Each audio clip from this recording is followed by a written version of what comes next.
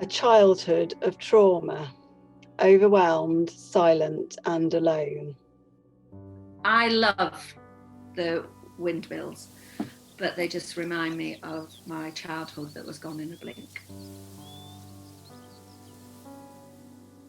One of the reasons why the watch is important to me is people have this perception that with time this will change, and that's true, but actually it doesn't mean to say it goes away. It just means that you live with it differently. So the reason why I like this picture of the waterfall, because it kind of like represents my journey through like doing the research project, because as you can see, like the waterfall like comes up and then goes down. I kind of see it like a roller coaster. So like when it was coming up, like when I signed up for it, like I was really excited, but then I was really nervous as well. And then there's that downfall as well, where it's like, I'm not sure if I'm good enough or not. So it just represents kind of like my journey on it. And like, I just like the waterfall because like, even in life, like you're gonna have your ups and downs. What do you see? A path to peace, to beauty? I see a trigger. I feel terror. This image represents a fear for me. And it is a trigger, and it's a trigger of fear of safety in my own home. Ugh. Anything to do with that picture is a visceral, violent, awful reaction. Anything to do with football, a stadium, football player, football, just makes me want to physically throw up. It's a very bad trigger, and still now. I can't speak very well about that, I'm afraid. Each individual victim or survivor will find a way of coping and managing their distress. And often that distress will last for many, many years. So some people will have eating disorders, self-injuring behavior, drugs, alcohol. And for me, one of the ways was just to not feel it. So there was a knowledge, there was a knowing that these things had happened to me, but I didn't feel it. And so it was as if I had this empty gap in my body. So I didn't have that sensation. So when the time came that those dam walls burst and I was just flooded with emotions, it was almost as if this gap was now full of just red hot pain. And so this symbol is really important to me, and it's one I use a lot as a reminder of how far I've come. The picture for the sunset, the reason why I chose it is that it brings me a lot of peace. There's just something about the sunset and nature just brings me a lot of peace, and like it like takes me back to that time of how overwhelmed I was feeling, like with uni, the pandemic and everything else in first year. And like I took a picture of that sunset and like I just felt so calm. So that's why I love that picture.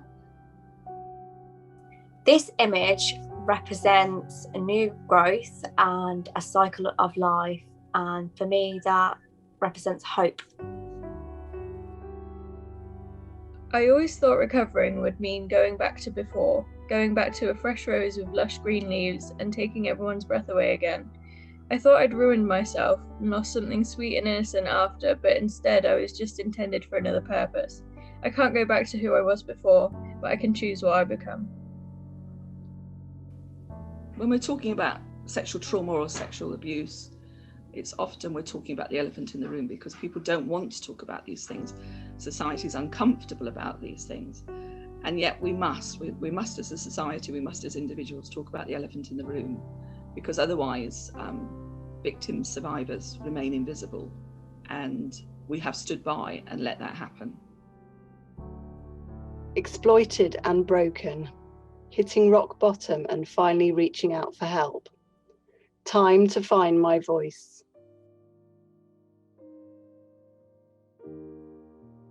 I think it's important to involve those with lived experience in research, because ultimately the aim of the research is to either improve or find out more about people that have had that experience. So with their experience guiding the research, it means that it's more related, or is more relatable to the people that it affects. There is no one, unless they've been through it, can tell you exactly how it feels, the feelings that you've had subsequently, during, feelings that dog you for years afterwards. And no one can understand how difficult it is to speak about it. No one can understand unless they've been in those shoes. It's an impossibility. It's beyond anybody's comprehension. I think it's important to include the people with lived experience in this research project, because you get firsthand experience, because like they've been through the system, and like you kind of like get different opinions on how you can go about the situation, whereas if you didn't have the people from the lived experience, you wouldn't have any idea how to navigate yourself through the situation. I think it's important to involve people with lived experience in our project, because I think it really provides a face, and it gives sort of a humanity to it. A lot of research is very just the researchers, and sometimes that can come across as either them projecting their own thoughts about the study onto participants, or as they don't really know their participants that well. And with a study of this kind, I think it's just so important to let other survivors know that they can be confident in what they're participating in. It's important to involve those with lived experience in the research project, because we have been through that, and it's important to be sensitive to rape and sexual abuse victims and not re-traumatise them. And we might have information and be able to identify things that you might not find in books or from other resources. I feel really respected being part of the research team. It's been such a positive experience for me. You know, the relationships, whether we've been experts via experience or whether we've been the professionals, as in people that have done research training, we've been treated the same. Sometimes you can feel like it's a bit of a ticking box exercise when I've come across it in some places, but it hasn't been. And I just feel like it's been accepted like a gift. I think it's incredibly important, because otherwise there can be assumptions made about how somebody might access a service or experience a service, and what their experience has been whilst in that service once they've left. And without that lived experience voice and the diversity of those voices, because there's different ages, different genders, different experiences, whether it's family or non-family, or whether it's stranger or acquaintance, it's incredibly important that victim survivors are able to give voice to those experiences, and for that to be part of the research. I think being involved in the MESARCH research group has helped me. I always find a benefit in talking about my own experience or using it to guide others. I find that sort of therapeutic. And I also believe that because everyone that's involved in the project, so all the researchers, genuinely want to better the SARCs for the people that go through these experiences. I think that's a really positive atmosphere and something that's enjoyable to be involved in. Really and truly, it's been an amazing experience, and I'm glad that I really signed up for it, because at first I was very nervous and like I didn't know if this is something that I wanted to do, but I feel like my voice has been heard, and I feel like I'm changing, I'm making a difference. So that's how I feel. It's one of the few groups where the lived experience people have been listened to 100%, and not just listened to, but you found ways to work with us to accommodate not just our feelings, but you've taken very seriously our thoughts, no matter how random they may have seemed to you.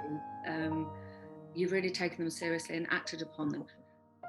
The lived experience group has helped with all areas in relation to the study. In particular, we helped with things like the marketing, so we looked over the marketing materials before they were put out. We helped develop videos to help participants want to get involved in the study, and generally the study seeks our advice on how we think things should be and whether that's best for the people that are going through the experience.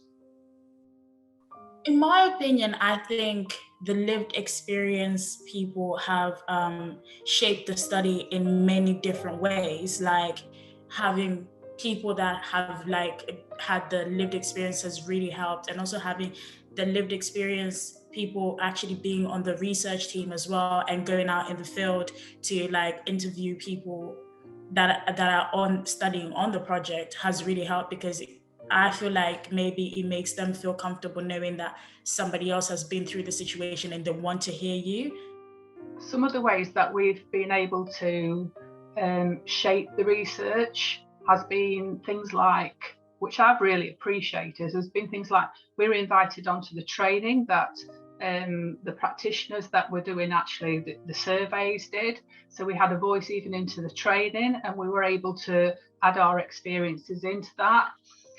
We've been able to work with the team to make sure it's trauma informed, in that the words that they've used in the survey are sensitive for survivors, and even the subjects that we've been able to put in. I know we had a big discussion over things like, do we include somebody's sexual well-being? Well, as a survivor, that's huge for how you have to live for many, well, for me, for many years after experience that trauma. We included things like self-harm and suicide. And, you know, it came from us as survivors wanting those harder questions asked. And we were able to do that, I believe, in a really trauma-informed way. Everything about how they present themselves to the person in front of them is so important when you speak to somebody who's going through that process so quickly. If you don't get that right, you alienate that person immediately. And I think the success of the project has been how you've approached that person with words and body, and that you've got so much more out of them. I don't think you would have been so successful had you not really listened to how we want you to be when you're speaking to us, and you're not feeling sorry for us. You're just there, very impartial, but very kind and very safe. We need to feel very safe. And I think that you've really developed that ability to be safe when you've been speaking to the people that you've had in front of you. My experience with MESARCH has benefited me because it has gave me more confidence. I have learnt a lot. It has given me more education in this field. Most of my experiences are personal experiences, and it has made me feel included in something, and it's been part of my journey in my recovery as well. And it's nice to be able to give back to other people and help other people that have been in my position and gone through traumas very similar to myself.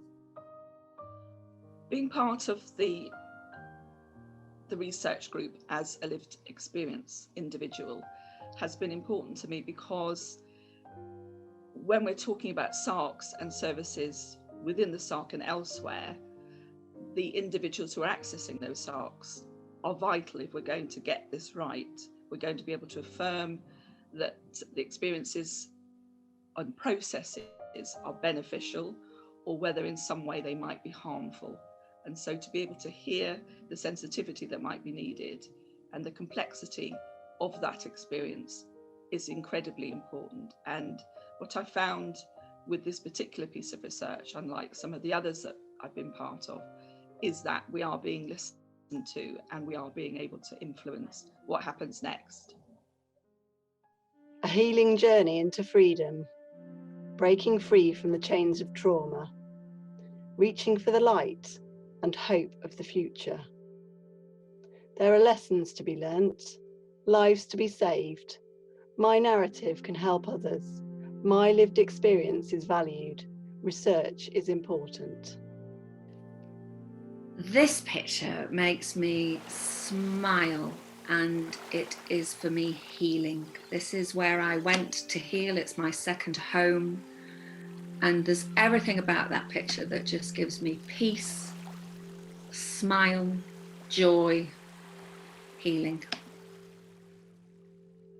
People adopt different symbols that help them cope, and many years ago I came across the colour purple, which many victim survivors had adopted, and organisations as well. So the colour purple became important to me, and the history of the colour purple as well.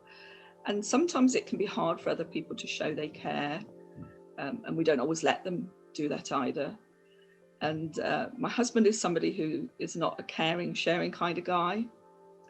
We've been married 50 years and he just isn't that kind of person. But I came home one day and he'd painted the garage door purple.